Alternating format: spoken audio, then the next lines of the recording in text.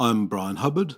And I'm Lynne McTaggart. And welcome to our latest podcast and vlogcast. And what an opportune moment to record one, Lynne, because the May issue is about to hit the stores in the US and the UK. So, Lynne, tell us a bit about what's going to be in this issue. Okay, for anyone who has never seen this before, this is What Doctors Don't Tell You. And we're a magazine as well as a vlogcast and podcast. And this issue is really fabulous because it really debunks the idea that there is such a thing primarily as hips that have wear and tear.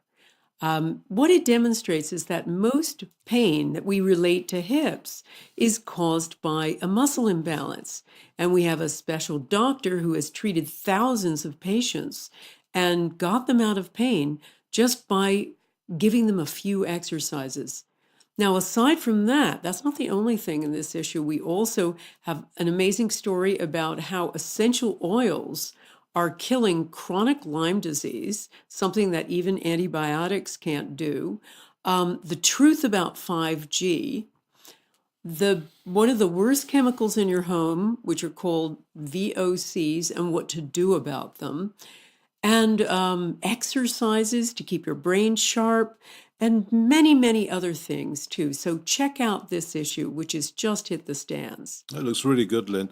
And of course, if you can't see it around on your local store shelves, do subscribe, and you can do so via our website, which is WDDTY.com, and just follow the buttons to subscribe, and we'll get every next 12 issues every month to your front door in plenty of time. So that's the thing to do. Thanks, Lynne. Thank you. Well, heart disease still is the world's #1 killer, and the prevailing theory has it that cholesterol builds in our arteries and furs them up until blood can't get through, eventually causing a heart attack. And several ways of controlling this. One is diet, the belief that a lot of the fats come from fatty foods, so controlling it through low-fat diets. But the standard medical approach is to take statin drugs. The problem is that statin drugs are quite hard for people to tolerate, and they often cause muscle weakness and a whole range of problems, which means that people can't stay on the drugs for more than a couple of months.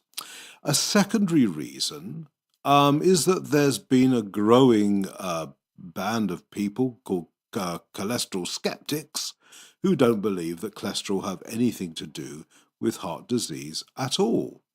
And as a result of all this, statin drug prescriptions have been falling, or more to the point, people taking them have dropped off a bit. And there's been a whole backlash against this of late, and one national newspaper in the UK a couple of weekends ago said there was even a special place in hell for cholesterol skeptics. Interestingly, those same skeptics had been at the House of Commons in the UK 3 days earlier talking to politicians about heart disease and different ways of treating it. Now, what's come out since then is very interesting because there's been a study by the University of Nottingham which says that statin drugs are only working in half the people who are actually taking them. Despite this, statin manufacturers are looking forward to revenues next year, which will be touching $1 trillion. And that's for a drug that works for only half the time. But what the researchers have discovered is that the drugs are lowering the so-called bad LDL cholesterol to levels that they would expect in only half the patients, even after they've been taking the drugs for 2 years. So they actually did a review of 165,000 heart patients all taking the drugs and discovered that 84,000 of them weren't seeing any big decline in their LDL cholesterol levels, certainly not the 40% reduction that the drugs promise. Now, there are sort of two schools of thoughts here. One is that well, it doesn't matter because cholesterol's not the problem anyway. But even if it is, the way of treating cholesterol isn't working. That, statins just aren't doing the job. And yet, despite this, we've got drug companies, we've got journalists, health authorities, you name it, carry on pushing a drug that doesn't work and filling the coffers of the drug manufacturers whilst they're about it. I know you've got a lot to say about this, Lynne. So without further ado, what do you reckon? Well, bad ideas die hard, Bryan. And one of the ideas that seems to have eternal life is the cholesterol theory. Now, this all started, I think it was back in the 50s, when a researcher called Ancel Keys claimed to have studied comprehensively 7 countries and conclusively demonstrating that a high-fat diet led to high cholesterol levels, which in turn caused heart disease. And this essentially launched the cholesterol theory of heart disease. The problem is, this theory has literally never been proven. And it's shocking when you look at the big studies that have been carried out over time to try to demonstrate this. For instance, the National Institutes of Health, they did a study of about 9,000 patients. And this was the largest study ever at the time, looking at diet, cholesterol, and heart disease. And they gave half the group a heart-healthy diet, which included vegetable oils rather than things like butter. And they found that they actually turned out, those heart-healthy patients actually turned out to have a higher incidence of heart disease. So this study was file-drawered for years and years and was only discovered, many years later to have been false. Meanwhile, it had been published in 1989, but all of that demonstration that that it isn't cholesterol had all been massaged away. And similarly, we've had studies over time, more and more studies, big, rigorous studies in the UK looked at recently of about 1,200 patients on vegetable oils versus 1,200 on just normal diets. And they found there was not one life saved on the heart-healthy diet. And even Ancel Keys, by 2014, Time magazine was calling him essentially a fraud, because, or his ideas of fraud, because they found that that he had cherry-picked the 7 countries that demonstrated, that validated his theory, and ignored countries like France, which has a high-fat diet but a very low incidence of heart disease, that would have debunked it. So it's never been demonstrated to work, but it is a money deal. Now, the whole cholesterol industry is enormous. As you say, it's a giant drug industry, and it's also a giant food industry of low-fat diet. So nobody's going to say the emperor has no clothes. No, certainly not journalists, I'm afraid, who seem to be very much in the pockets of Big Pharma. But, and it comes back to this old business, isn't it, of money talks.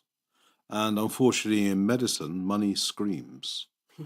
And when you're talking about $1 trillion a year revenues, that's an awful lot that they don't want to lose. So, as you say, Lynne, it's not a theory that's going to go away anytime soon. No, even though it's completely false. Thanks, Lynne. Talking of drugs that don't work, the seasonal flu vaccine doesn't work either. Even in the best years, it's only effective in 40% of cases. So that's not a very impressive hit rate, I would say. But now the researchers have discovered that it can be even less effective in people who take, or rather eat, processed fast foods. And there's a special additive in the foods. I'm not going to say exactly what it is because it's too tongue twisting, but it's TBHQ. which hampers the immune response and renders the flu vaccine even less effective than it was before. Because the vaccines are supposed to work in liaison with the immune system, and one is meant to kickstart the other. And when it comes to people on fast food diets, apparently the immune system is so suppressed that it's not responding when the vaccine is administered.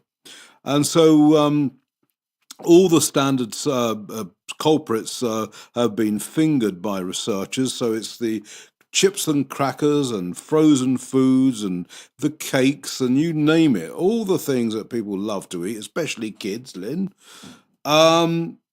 rendering the flu vaccine virtually ineffective.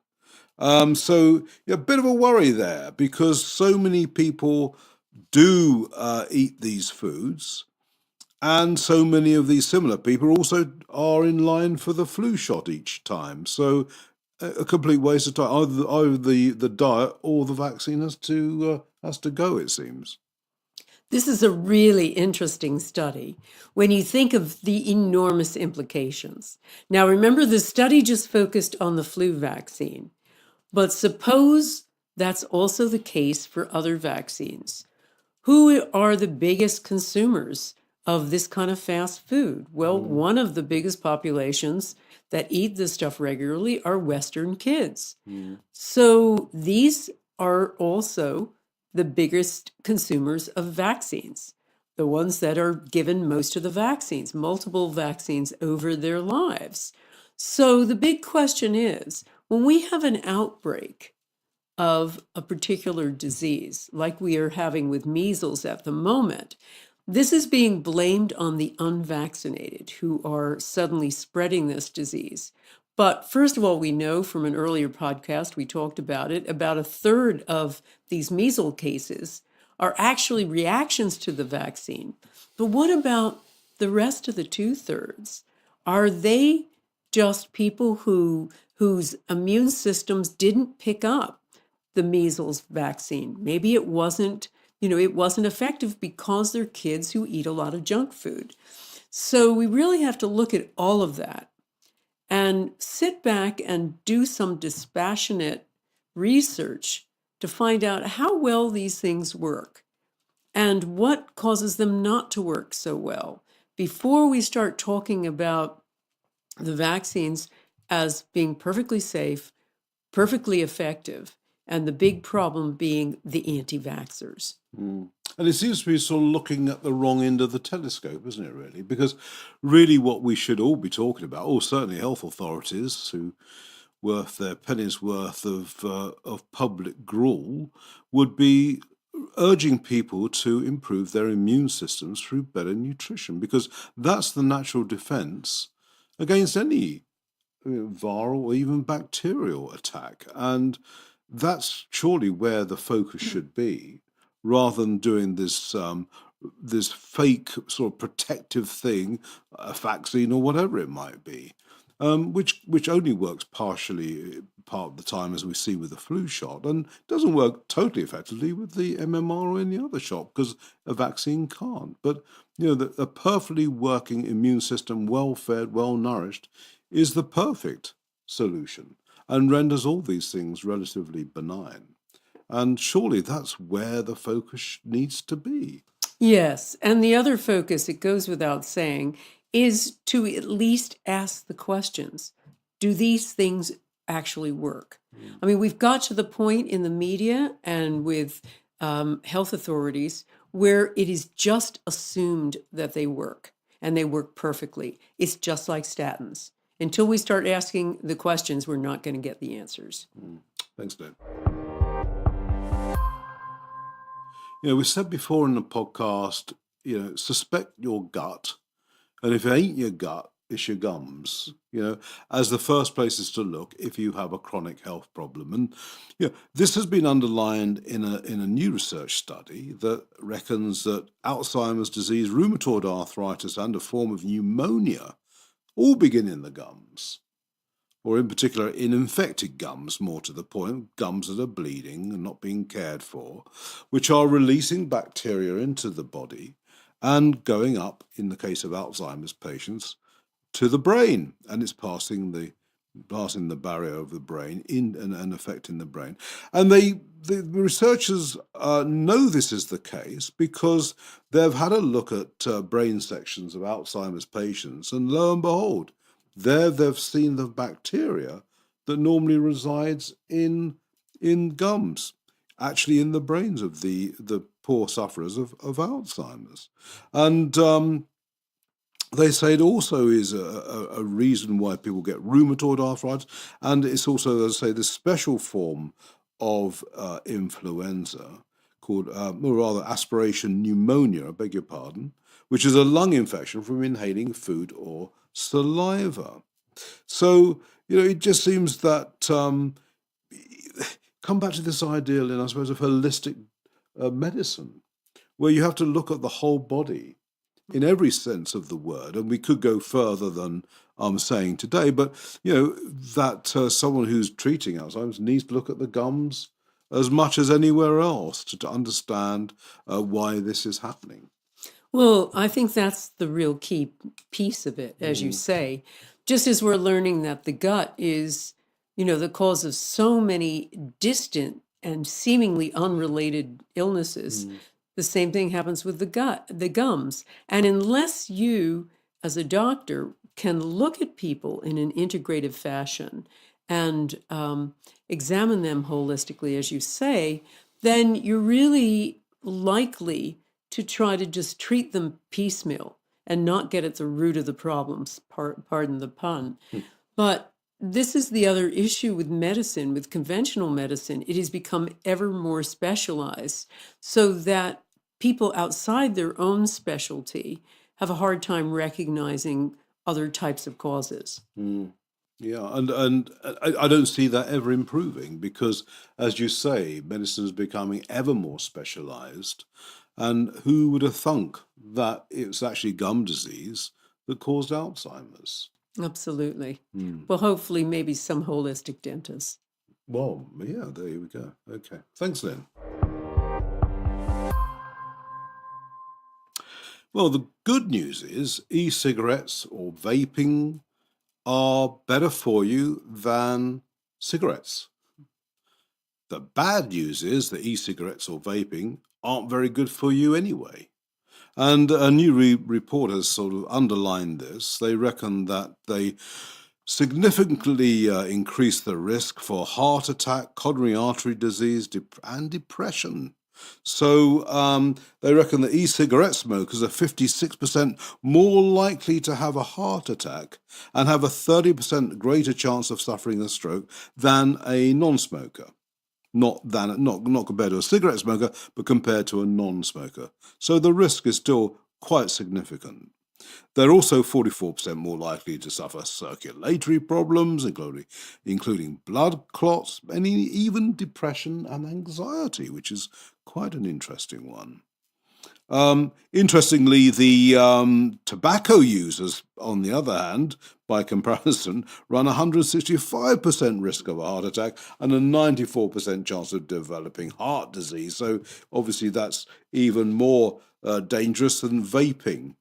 But, it's quite telling because I think a lot of people felt, well, vaping, that's a very, very reasonable way of cutting my health risk, and to a degree it does, but really it's still a very, very dangerous thing to do. And as the researchers said, vaping is not safe by any means, only safer.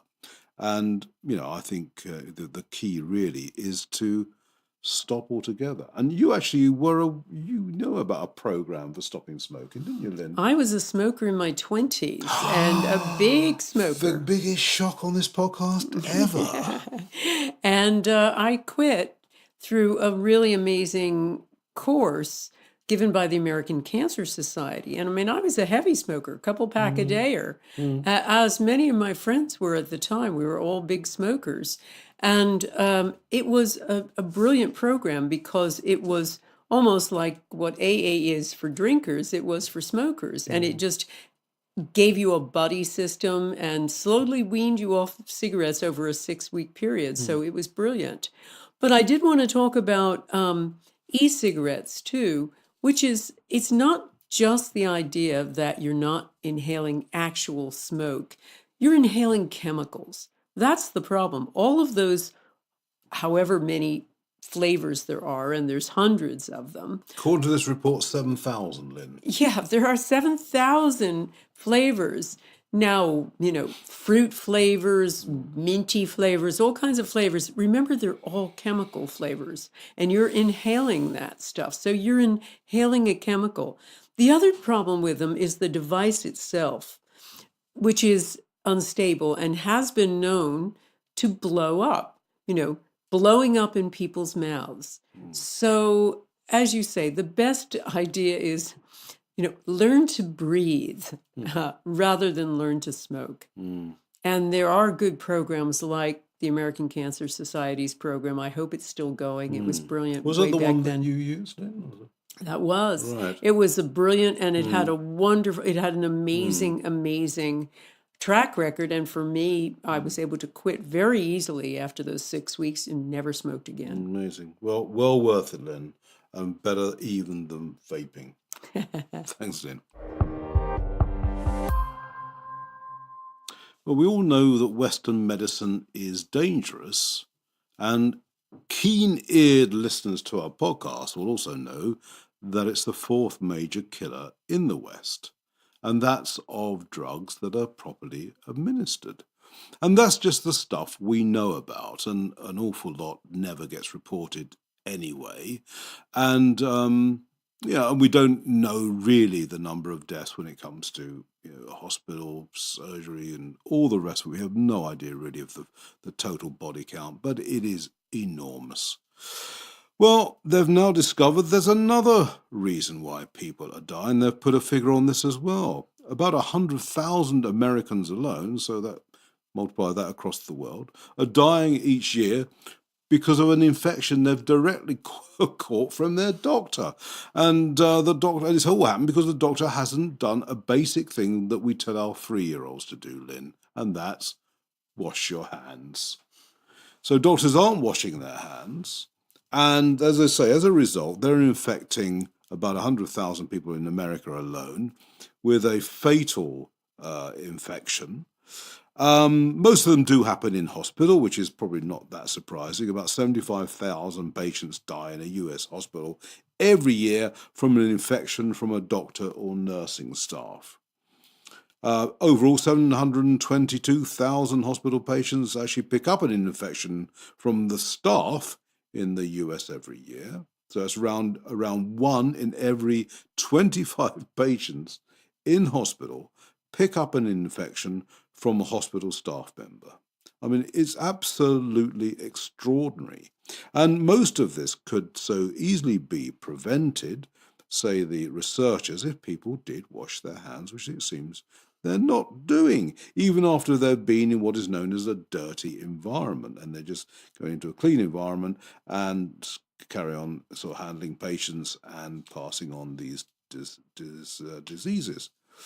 And even if people wore surgical gloves, it would be a start, the researchers say. But, absolutely astonishing, isn't it? That they still haven't learned. I mean, this was, I think, the idea of washing your hands in a hospital setting, I think was first mooted about 1850. Yeah. And one of the first principles of hospital care, wash your hands. I mean, it's not difficult to do. We wash our hands before we do anything that we normally as basic human beings. But the idea that these doctors are not, and as a result, killing 100,000 people in America alone is absolutely staggering. It is staggering. And what's really worrying is, as you say, this was something that was discovered in around the mid-19th century. They suddenly realized that they could really reduce the incidence of deaths after surgery if the doctors washed their hands and changed their coats, because they used to walk around with bloody coats on, from going from one patient to the next. And it suddenly occurred to them that a sterile environment might be better for the patient. But now we have such a resurgence of antibiotic-resistant bacteria in hospital. Hospitals are absolutely rife with MRSA, the antibiotic-resistant bacteria that can be a killer. And when you have a sick patient who is immune compromised in some way, a bug like that, and it being passed by the doctor who is doing all kinds of intimate examinations, you've got a recipe for disaster and death. One of our own columnists, wasn't it, Dr. Harold Geyer, went to hospital twice and on 2 occasions contracted MRSA. Yeah, and he, luckily he was able to bring in a herb. Being a herbalist, he knew that berberis and other herbs, tinctures, can kill this stuff. And he had that brought in, and he killed it twice. But none of the antibiotics he was being given were effective. Yeah. So he could do with a third operation, doesn't want to go near a hospital. So, and I know several friends who I think died of MRSA. They went in for benign operations and never came out. And that could have been given to them by hospital staff or some other means. Quite extraordinary. All Absolutely. Right. Thanks, Lynne. I suppose of all the diseases, Alzheimer's must be the scariest. I think it's the one where you feel like you're losing somebody, their essential self, even though they're still there. And, once it seems to take a hold, medicine really doesn't have any answers to it at all. And the drugs they've trialed over the last 15 years, I think, have all come to naught. They haven't worked very well, except in the very earliest stages of the disease. And, an earlier session of this podcast talked about gum disease being one of the possible causes of Alzheimer's. But as ever, the underlying thing we always come up with is that there are natural remedies for most everything. There seems to be an answer in nature for almost every disease, and that includes Alzheimer's. And a new report, again from researchers, has found that compounds found in green tea, tomatoes and carrots are actually reversing Alzheimer's.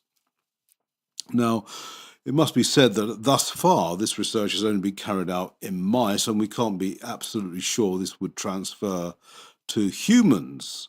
But, start drinking green tea and eating foods rich in ferulic acid, Fa, as it's called. There you go. Researchers don't have a sense of humor. So that's including foods such as carrots, tomatoes, rice, wheat, and oats. Start taking this right away if you have early stage Alzheimer's. Better yet, if you don't have it and want to make sure you don't get it. And they're saying, interestingly, these researchers are saying that it is a holistic approach that is going to beat Alzheimer's. It's going to be a good diet and plant-based supplements. All these things could well, do the job. And as the researcher says, don't wait 10 or 12 years for a designer drug to come onto the market. The pharmaceutical companies will eventually get hold of it at a chemical or free and flog it for a fortune, but you don't have to wait for them. You can start today just by changing your diet, drinking green tea, eating these foods, carrots, tomatoes, rice, wheat, and oats. And, it's a very good antidote, apparently, to Alzheimer's. And, especially with 5.7 million Americans today suffering from the disease and not really knowing what they could be doing. It seems to be such a wonderful breakthrough piece of research, which offers real hope to people, I think. What do you think, Lynne? Absolutely, because none of the drugs to date that have been targeting Alzheimer's have done one bit of good. They just don't work. And when you see that a simple plant-based solution can tackle this stuff, it does give great hope. It also makes it affordable and available to everyone. And I think what it also says is we need to investigate as much as possible plants and what else they can cure. There's just so much we don't know about some of the so-called incurable illnesses. Which plants are going to really provide a cure for cancer. Because it's not going to be chemotherapy. It's going to be something out there in nature. And that's probably true of virtually every chronic condition to which medicine has only a slight answer, it seems to me. Absolutely. But I think what we have to do is just break away from medicine, the idea that drugs are the only solution for everything, when clearly they're not. I mean, and that they are, yes, they can achieve a short-term gain for people if they're in pain or they need something just to alleviate the immediate symptoms, but really it's not a long-term answer. No, they haven't been able to find a drug that cures any kind of chronic illness, to be honest. No. I mean, you actually threw that challenge down years ago, didn't you, when you wrote What Doctors Don't Tell You, the book, before you did What Doctors Don't Tell You, the film. And you actually threw down the challenge saying, well, I think there are about 3 or 4 drugs, antihistamines, antibiotics. No, there's only, I think, well, my challenge was, if you know of a drug that cures anything, write to me immediately. Because try as I might, I can't really think of anything out there besides antibiotics, in some cases now, not in all, that actually cures something. Maybe there's a drug for, I think it's mouth ulcers or the herpes, illness on that pops up on your lip that it might be able to cure. But I haven't really been able to find any other cures. I find maintenance drugs, but no cures. So if you out there know of another thing that actually cures, write to us immediately. We'd love to hear from you. There's a challenge. Well, what an exciting journey it's been today, Lynne, discovering that you used to be a smoker, of course. And now your great challenge to the world. Absolutely. Well, I think it's been a fun-packed podcast, but sadly it has to come to an end. So thank you for listening or watching, and I'm Bryan Hubbard, and we'll catch up with you again next time. And I'm Lynne McTaggart. See you soon.